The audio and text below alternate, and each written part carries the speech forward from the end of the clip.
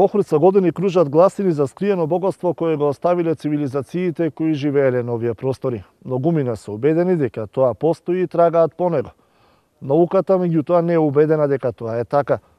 За дилемите има или нема скриено богатство на просторот на Охрид, но и за тајните кои ги кријат се уште неразоткриените археолошки наоѓалишта во продолжението на охридски разговори со археологот Владо Маленко.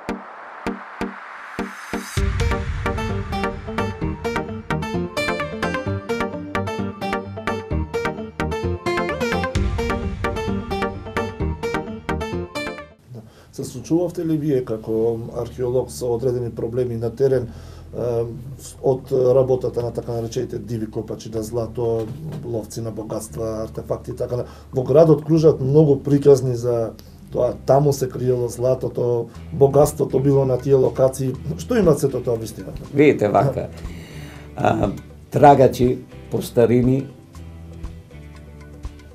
од давнина, мислам и во античко време, и во средновековието, па и ден денес постоят. Меѓутоа, секој еден посиромашен период, така по криза кој ќе фатите економска, тогаш почнуваат да се јавуваат повеќе истражувачи и дека кето ќе се најдет огромно некое богатство. Да се нешто разбериме. Сега зборуваме за некои справи, електроника, нормално оди напред, дека можело да читат, да сликат во земја, што имало, како имало сите те работи. Меѓутоа, колку што мене ми е познато, сега не знам, се оградувам, апарат кој што може да ги разобликуваат металите, кои што се наоѓаат долу, да речеме се бронза, железо, злато, сребро, до сега не постои, не е најден. Многу истражувачи во Јужна Америка не станали, експедиции цели што оделе ги снемало со најсовремени апарати, например, кои што одат да тражат. Секако дека ова носи голема штета, се уништуваат одредени локалитети, многу значајни, некош ќе се најде нешто, да се разбериме, али секојаш се најде единствено што може да стане во некрополите, во гробовите. Иначе, скриено богатство, скриено злато, како што одредени луѓе кажуваат дека не знам колку тони, не знам колку казани, не знам колку канти, сето или чупови полни со злато, ние најдеме чупови, меѓутоа тие чупови постоеле жито, постоеле масла, постоеле вода, други работи, али не и злато. Замислите да имало толку злато, колку што ево зборувате дивите копачи. Тоа е значи мамење на умот, меѓутоа јас сум имал прилика да бидам одреден како член на екипа, раководител на екипа која што работеше на Струмичкиот регион. За ова работа е многу попозната Источна Македонија, каде што тоа е веќе преидено во болест. Не е во една пракса, веќе тоа се луѓе кои што со ништо не можеш да ги разубедиш. Меѓутоа, работа во една група, каде што државата имаше направено договор со диви копачи, кои што гарантираја дека ќе се открие нешто, али да работиме под стручен надзор и стручно. Копавме, не се најде ништо, повторно тие со своите кажувања, сега ова беше само експеримент, ќе најме на друга страна, и секогаш, да ви кажам право, имав прилика и ден денес имам прилика да разговарам со такви луѓе кои што доаѓаат кај мене да барат одредено мислење или ето да учествувам во истражувањето заедно кај што тие кои ќе копат и јас да бидам тука присутен, и можам да ви кажам следно. Обично кај човекот има две очи. Поставен е носот во средина. Зошто е поставен носет? Затоа што едното око на другото не веруваат. Кај тие луѓе, истражувачи кои што се, ево така ние кои ги викаме спортисти, диви копачи, али ги викаме спортисти, едното око е делено можда на 20, 30, 100 делови. И едното делче на другото не си веруваат. Така да тие луѓе не можеш со ништо апсолутно да ги разубедиш. Иако сте под пензија, вие сте се уште активен, работите со младите археолози тука од Охрид. Има ли инди на археологијата тука во Охрид, особено што вашата генерација навистина постави еден добар репер за младите генерации и на кои проекти работите сега активно? Јас сега во дадениот момент спаѓам меѓу срекниците и можам да кажам дека е голема бенефиција за кое што изразувам голема благодарност до моите колеги и институциите во Охрид и Македонија, што ето така ме вклучија во понатомошните истражувања на Плаошник, каде што имам меѓу почетните и првите работено тамо, и каде што, например, во првата фаза, 99-2002-2003 година на разоткривањето и обновата на Свети Климентова црква, раководе со секупните истражувања и конзерваторски зафати, што ево сега продолжувам таму да работам и каде што нормално со овој континуитет, со овој втор зафат, со овој обемен зафат, веќе добиват ревитализација целиот простор. Се исполнува една моја голема желба која што имам искажано дека тоа место, тоа свето место, треба да го направиме повторно да биде свето место, за вечно да остане свето место. Локалитетот Плаошник не припаѓа само на Охрид, на Македонија, него тој припаѓа на сето славјанство и многу пошироко. Јас сум среќен што работам со млади колеги, кои што стварно сега знаете како не има секакви. Не е секој археолог што ќе заврши, не е секој доктор што ќе заврши медицина, или економиста, или инженер, и сето тоа. Меѓутоа, сум пресреќен што гледам феноменална иднина на стручен кадар археолошки, меѓутоа една друга трагедија е тука присутна на тие млади ентузијасти и многу вредни деца, нивното вработување. Што? Тоа е најголемиот проблем.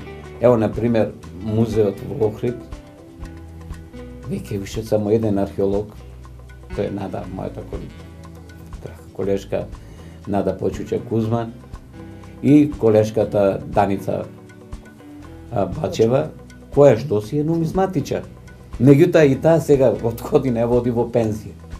Јас веќе од 2003 година сум во пензија, на моето место немат археолог. А треба она што досега јас сум го открил, да тој што ќе ме замени мене, биде све запознаен, да му го свето пренесам, да му го дадам, не после мене потоа. Ме сваќате? Среќа е што сега јас имам можност на одредени млади колеги кои што работат со мене, кои што се во мојата екипа, да им пренесувам, да им кажувам одредени работи. Меѓутоа, тие деца немет ентузијазам, не може да се понесе затоа што немет сигурност. Да имат сигурност во совработување со сето тоа, верувам дека многу попродуктивни ќе бидат него што се сега. Јас ви благодарам на овој пријатен разговор и посакувам уште долги години, добро здравје пред се. Имате се уште што да кажете во полето на археологијата. Дали сосема за крај, најкосовојна реченица,